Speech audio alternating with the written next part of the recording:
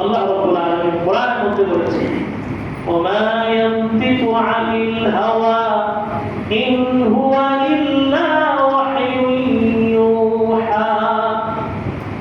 রাসূল করিম সাল্লাল্লাহু আলাইহি ওয়াসাল্লাম মুখ থেকে তার খেয়াল খুশি মতো কোনো কথা বলেন না, নিজের আবেগতাড়িত হয়ে কোনো কথা বলেন না।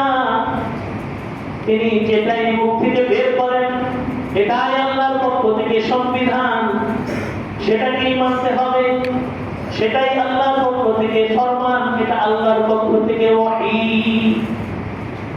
আল্লাহর পক্ষ থেকে প্রত্যাদেশ।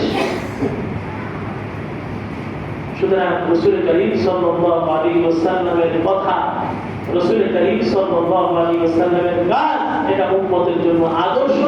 এটাকে নিঃশর্তভাবে মানা প্রত্যেক মুসলমানের জন্য, প্রত্যেক তাওহীদবাদীদের জন্য আবশ্যক।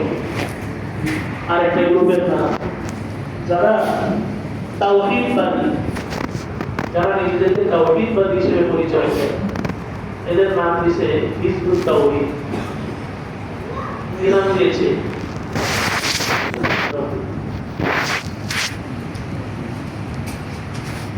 মানে হিজবুত তাওহীদ মানে তাওহীদের দল, তাওহীদবাদী দল। এরা একত্ববাদের উপরে পুরোপুরি মজবুত, কিন্তু আল্লাহ তাআলার বিধান পর্দাকে তারা মানে না। নারী পুরুষ একচ্ছত্রে একসাথে মেলামেশা করে এবং এমন এমন বিধান, অপব্যাখ্যা, বিকৃতি সাধন তাদের মাধ্যমে হচ্ছে, যাতে বিভ্রান্ত হচ্ছে। এই বিভ্রান্তির কোনো সীমা নেই, এত পরিমাণ বিভ্রান্তি তাদের মাধ্যমে সমাজের মধ্যে ছড়াচ্ছে। সাধারণ মুসলমান, সাধারণ মানুষ ধোঁকা খাচ্ছে, প্রতারিত হচ্ছে,